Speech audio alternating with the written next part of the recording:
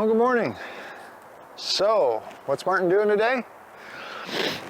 You know, it's 43 degrees when I checked my backyard thermometer a few moments ago. Sun's out. Sun's going to be out for a few days, which is great. But we have some forecasted possible snow a week from today. So, we'll see what happens.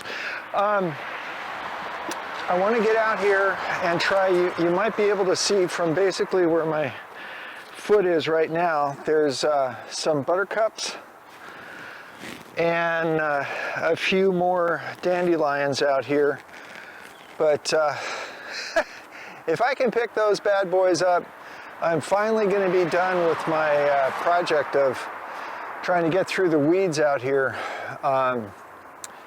in the front. Let's see if I can describe this right. The lower front yard lawn. Okay. Anyway, that's what the plan is today. Let's see if I can incorporate a little drone video. See you on the other side.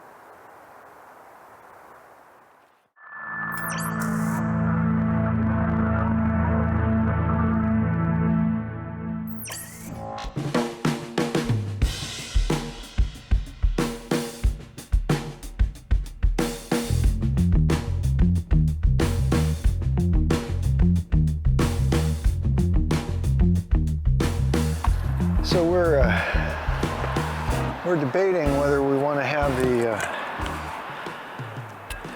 well, we know we don't want to have the mulch out here anymore because of the artillery fungus problem we got acquainted with last year that comes from rotting wood.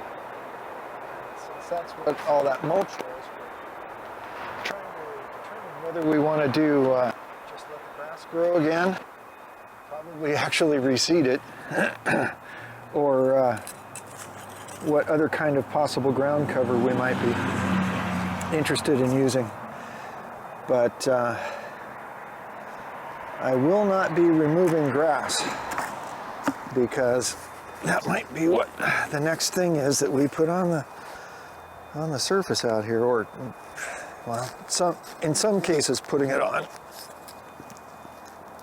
In others, it's just letting it continue to grow. Who knows, maybe even helping it.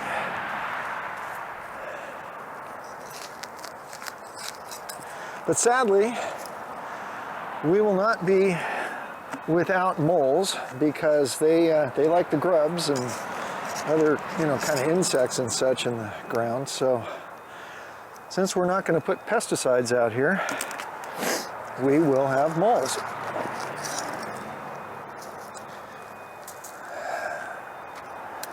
I wonder if I can take away a positive from that, in that means we'll have great aeration of the soil. How's that?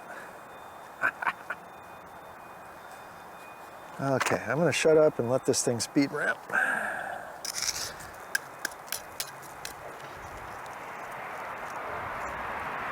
You know, it's interesting, the soil is darn near frozen still.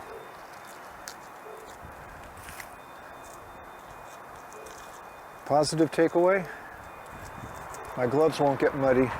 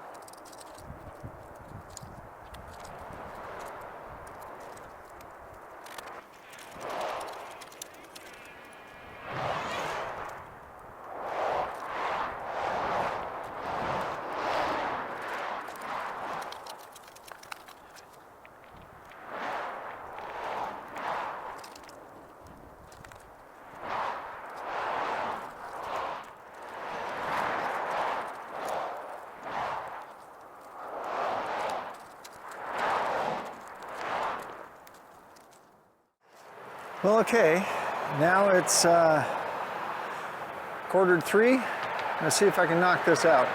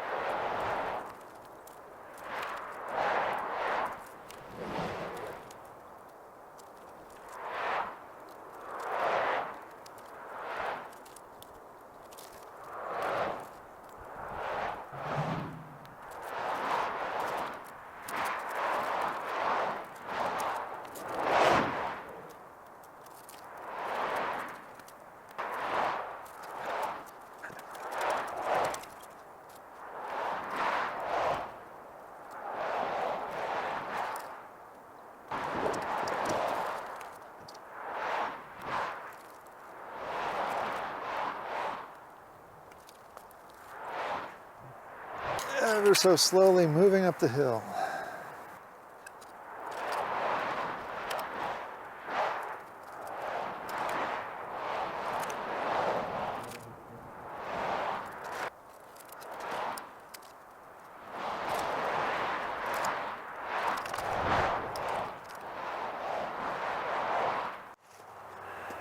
That's funny. That's 2 days in a row. I got myself all set up and I got the camera pointed where I wanted it to go, and I'll hit the start button and record. It's 2 days in a row. The first button I pressed was power.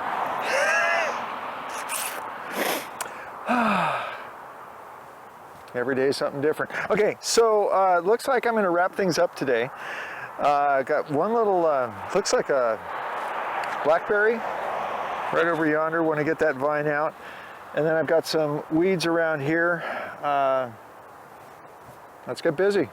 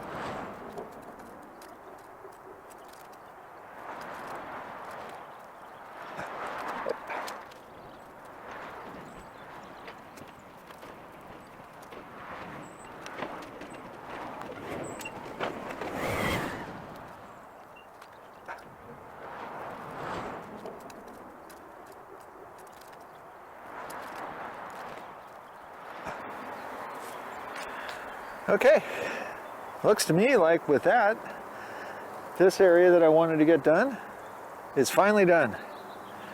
Look at that, 12:35. Sweet. Next steps, get out the rake, try to level things out a little bit, then fly the drone over it. But that'll be later this afternoon. See ya.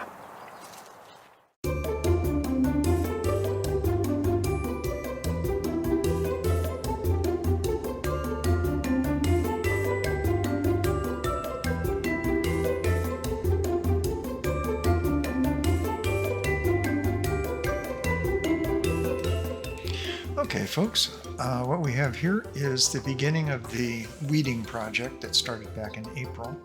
And I'm recording this drone flight on Monday morning before I started my last 2 days of efforts on trying to finally wrap this portion of my extensive never-ending weeding projects. So the stuff you're seeing here has already been weeded. I'm just giving the whole area as a full representation so you can compare it to the video after I'm done, which will follow in just a moment. The day's work I'm just kind of pushing into right now with the drone. There's a kind of a little bit of frost there just about in the center of the image on the about halfway up the slope, and as I go around a little bit, there's a kind of a large patch of buttercups, and the buttercups and some of the other weeds are all that remained for me to get done on this.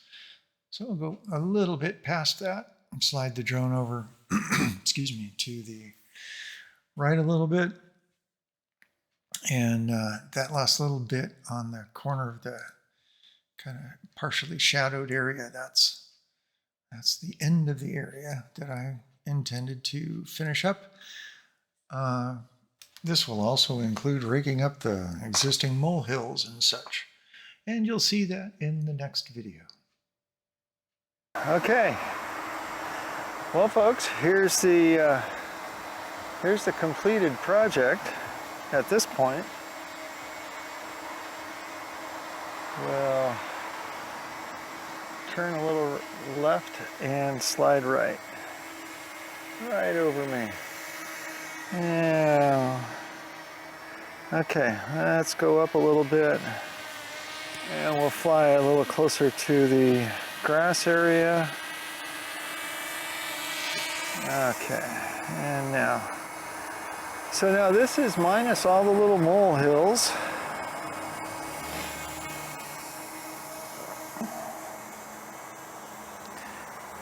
Sorry about the harsh shadows. That's one of the downsides of flying this time of year. It's a super high contrast. Back up a little bit. Okay. I moved my car out of the way. There's his little parking spot, and there's the little hill.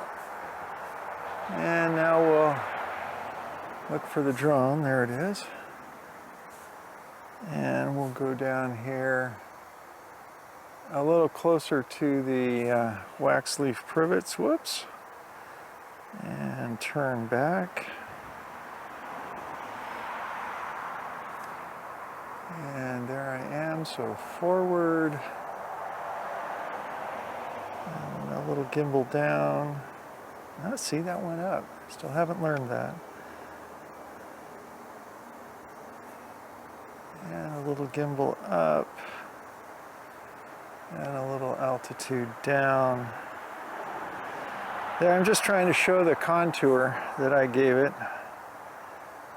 And now we'll fly forward.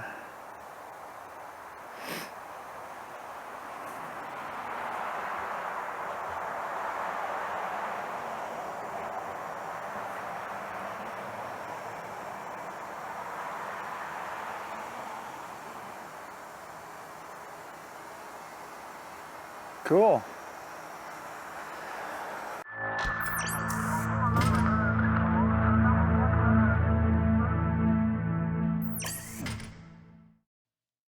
So, what did I learn while I was doing this video? Well, it's the most complex one I've done in DaVinci Resolve so far. I've only been at it for about a month. I learned primarily, do not ever, ever, ever, ever again think that you're going to take long 20 to 30-minute takes and you're going to go into edit and cut them up and make them shorter and speed ramp them. And that was ridiculous. Going forward, I'm going to either do short takes where I get up and turn on and off the camera, or I'm going to do time lapse. And in this video, the time lapse of me raking was an example of how much simpler that was for me in editing. What else did I learn? I learned how to do voiceover, and that was kind of fun. At the very end, there's this section where I did the two drone flights, the before and the after, and I didn't remember to take my wireless mic with me because I can record on the transmitter when I did the opening. I think my idea at that time was to have a talking intro that I would be able to just put the drone video over. Turns out I didn't do it that way. Anyway, okay, so I learned how to do voiceover within DaVinci. That was fun. I also learned, this was boom, eureka moment, fireworks and all that stuff. I learned how to take the camcorder audio, where I've been using the Rode Shotgun mic NTG4 Plus, just in case anybody's wondering, and the Wireless Pro lav mic signals, and actually completely separate them and treat them as two mono channels. So for those who are listening in headphones and such, my voice now should be predominantly coming out center as opposed to what that would have been right channel. Okay, that was fantastic. I love that.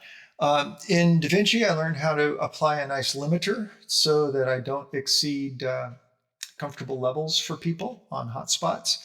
And then last but not least, I learned how to use the transform tool in order to do zooming into the image on post. So there you go. That's the brief wrap up of what I learned doing this video. If you've lasted this long in the video, hats off to ya. Thank you so much.